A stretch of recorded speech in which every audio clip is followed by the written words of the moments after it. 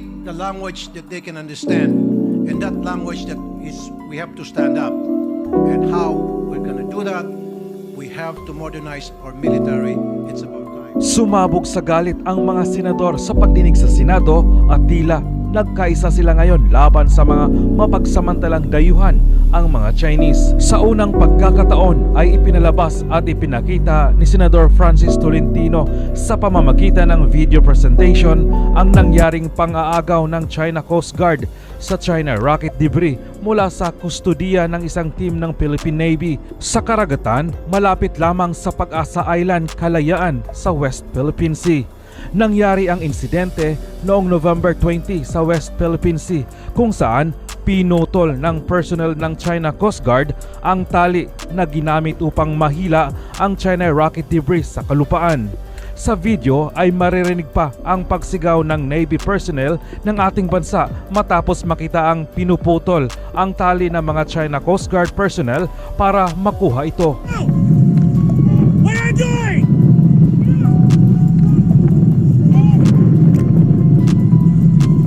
I asked for not earlier. You didn't give the back. Kaya naman, sobrang dismayado din ng mga netizens sa mga kaganapan at tila puro debate lamang ang ginagawa ng mga senador at Mr. President, being an honorable member of the international community, we honor our obligations and agreements. We follow the terms of the UNCLOS, believing in its terms and in the protection that it would be provided. But the actions of these nationals have shown disrespect of the terms of the UNCLOS and the arbitral award. Taking a stand for our waters is crucial because if we let go of these brazen acts in the West Philippine Sea, we open all our waters to breach because we show that we allow it. What will stop this nation or other nations from disrespecting our rights under international law on all our waters from the north, east, or south? Manindigan na po dapat tayo. Ang ating katubigan ay buhay at kabuhayan para sa ating mga kababayan. Ito ay pinagkukunan natin ng likas na yaman. Let us explore, utilize, and maximize our water resources, and we can use these funds to provide protection for our waters. Para sa akin po, para sa isang bully, we should speak the language that they can understand. And that language that is, we have to stand up. And how we're going to do that, we have to modernize our military. It's about time, Mr. President. Maraming salamat po. Arise the question of personal and collective privilege today, the last day of our session. The last day of our session to discuss the pressing issue in the South China Sea and the West Philippine Sea dispute. The issue is an urgent concern and its impact affects the lives of our most valuable Filipinos, kababayans in the coastal communities, regional security, and the rules-based international order as enshrined in the UN Convention on the Law of the Sea, UNCLOS. Moreover, developments in the SCS, WPS have short and long-term implications on Philippine national security, especially at a time of rising prices due to geopolitical upheavals, including COVID-19 pandemic and the ongoing war in Ukraine. Mr. President, initially, on China concerns, Beijing remains dedicated to using gray zone, quote-unquote, gray zone tactics in the West Philippine Sea to advance its illegal claims without sparking a conflict actions that push the boundaries of acceptable behavior, undermine international law. Ito po yung pag-asa, Mr. President. This is existing. I'm showing that on the screen. And raise the chances of untoward incidents. These gray zone tactics include swarming activities within the territorial seas of our 9 stations in the WPS. This is most especially seen in the Pag-asa Islands, a high tide elevation within the 12 nautical with the 12 nautical mile territorial sea over which the Philippines has full sovereignty, where the China Coast Guard, you can see the pictures, and the Chinese maritime militia vessels are observed staying in the area.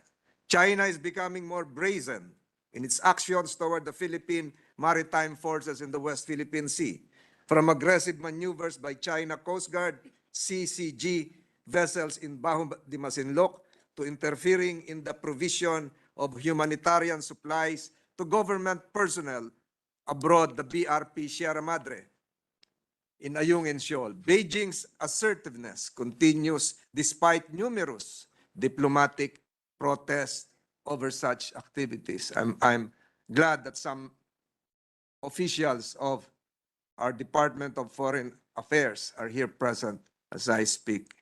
Proof of China's growing assertion was seen in November 2022 when the CCG, China Coast Guard, interfered in the retrieval of space debris which fell within the Pag-asa Islands territorial sea near Pag-asa Clay 1. Ayun po yung larawan, Mr. President. Clay 1 is just 1.9 nautical miles from the Pag-asa Islands, manned by our gallant officers from the Army, the Air Force, the Navy. They are also here in this plenary hall, Mr. President. Philippine personnel initially detected the space debris some 800 yards west of the main station of Pag-asa 1. A Philippine team was dispatched to retrieve the debris which drifted near Pag-asa Clay 1 and was in the process of towing the remains. Ayun po yung litrato, Mr. President, of a rocket when a boat from China Coast Guard 5205 swiftly and deliberately interfered. The China boat came within 20 to 30 yards of the Philippine rubber boat and forcibly cut the towing line of the space debris. Pinutol po nila yung lubid. Nakikita po natin, Mr. President. I'd like to show this video. It has never been seen before. It has never been seen even in television, in news, Mr. President. Can we enlarge and have the audio? Ayan po yun, Mr. When we President. place the audio, we'll have them put the audio. I've seen that video. It's very important that the audio is on. Can we have the audio?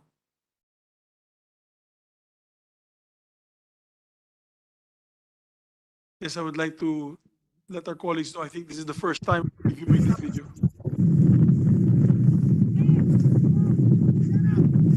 Nakikita po natin, Mr. President. Sir, Hila po ng hila na hila po sa likod yung debris. How? What are you doing?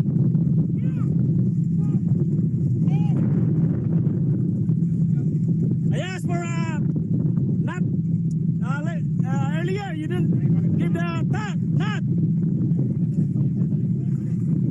So this is an actual footage, Mr. President, of that incident last month, Mr. President. The China boat, as I've said, came within 20 to 30 yards of the Philippine rubber boat and forcibly cut the towing line of the space debris. Nila yung tali. See how dangerous Pinawi nila the ulit. incident was, Mr. President. Naka-rubber boat lang po tayo. Ang lalaki ng kanilang mga Kawawa yung mga tao natin. Mr. President, Chinese diplomats denied that the incident occurred. They denied that the incident occurred, claiming that a friendly consultation took place. But the footage and reports clearly show that CCG assertively took the debris in the area well within the Philippine territory. The Department of Foreign Affairs, again, some officials are here, issued a note verbal to China to clarify the matter as the incident was highly provocative. These actions, along with the other gray zone activities, are slowly but surely eroding Philippine sovereignty in the West Philippine Sea and harming the country's strategic position.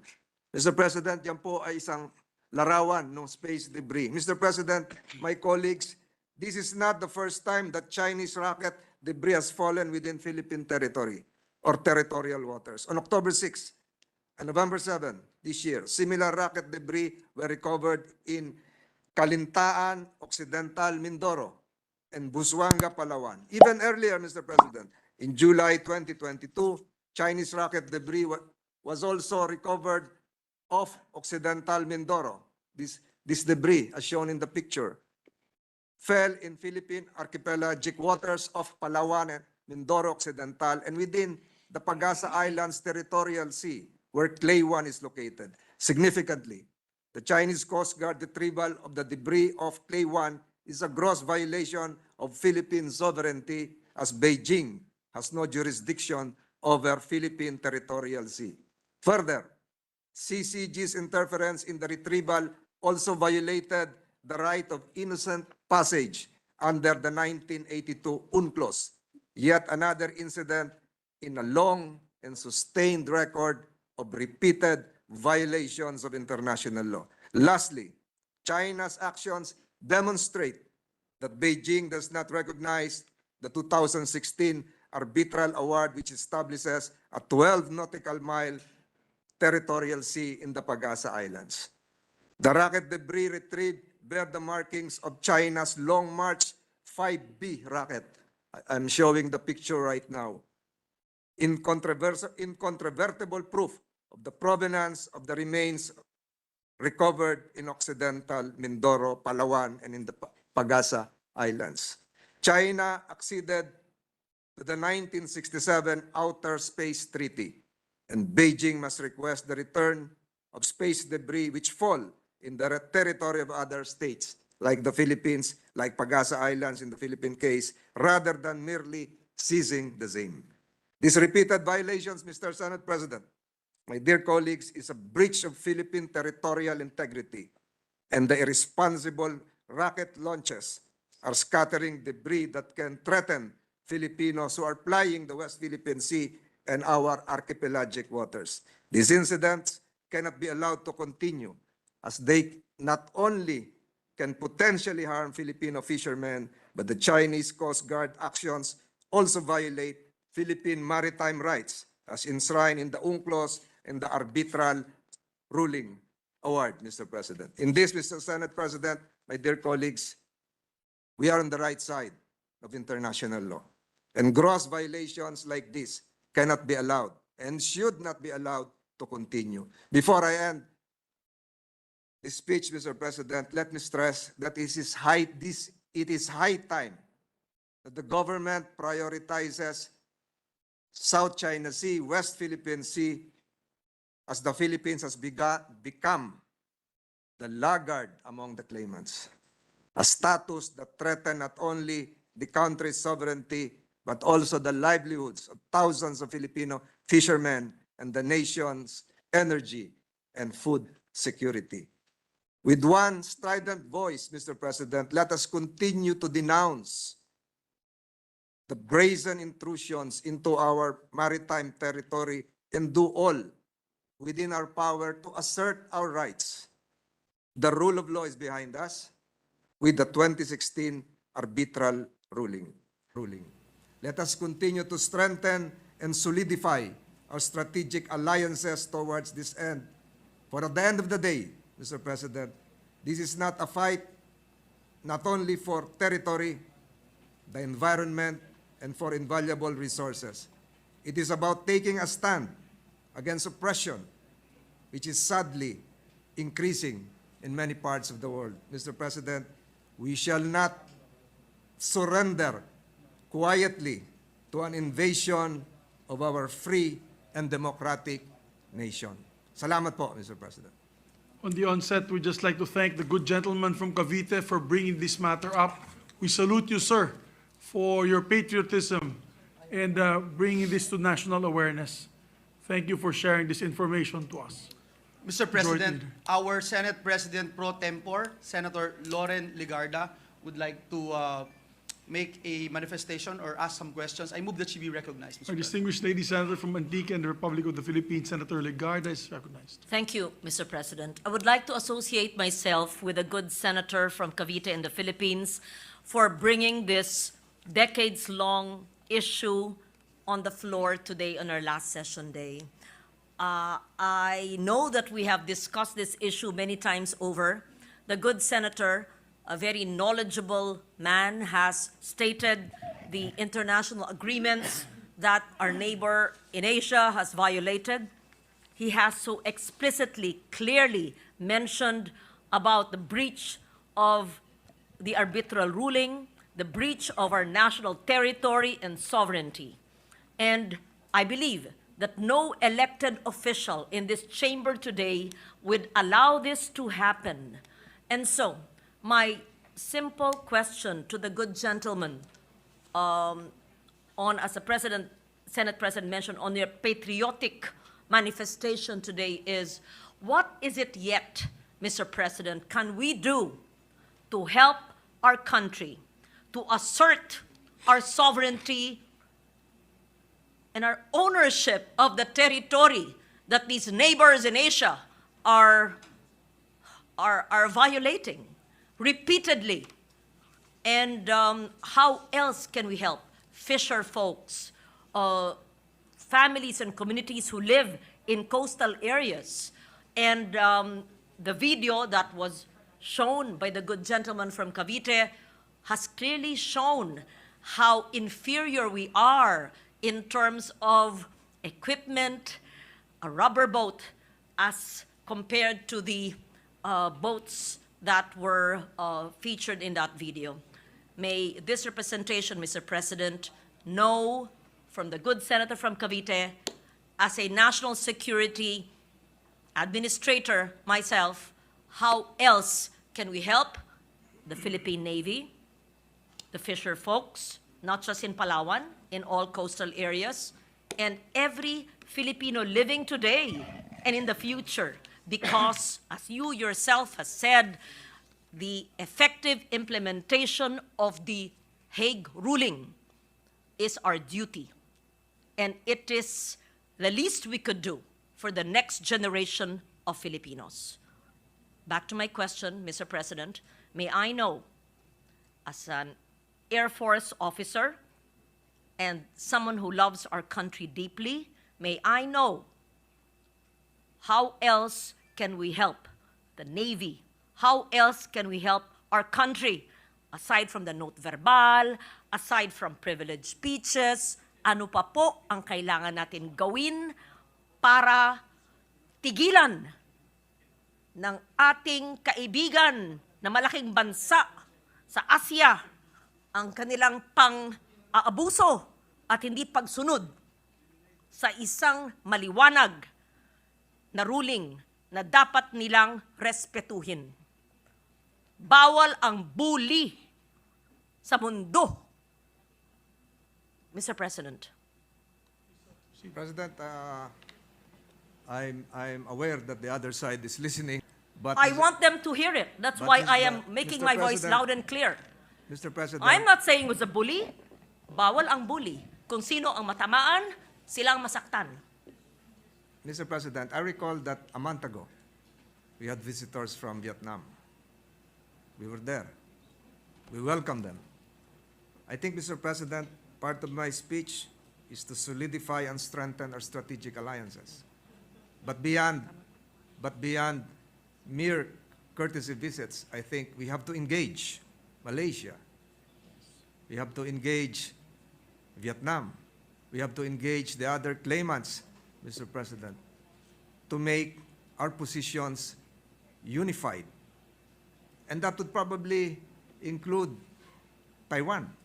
Taiwan has an island, is claiming an island near that area. So if we all do this together, I think we will have more teeth insofar as asserting the 2016 arbitral award and enforcing our claims. From our part, Mr. President, I think there is a need likewise to strengthen our position in Pag-asa Island. We need more teachers in Pag-asa Island. We need more school buildings in Pag-asa Island. We need the presence of BIFAR in Pag-asa Island. We need the Department of Agriculture in Pag-asa Island. We have to strengthen the municipality of Kalayaan as an LGU so that the mayor will not just be operating from a place far Puerto Princesa. We have to really beef Pag-asa Island. Mr. President, in the short term, Mr. President, we have to announce and pronounce our position even on the eve, Mr. President, of the President's state visit come 3 January.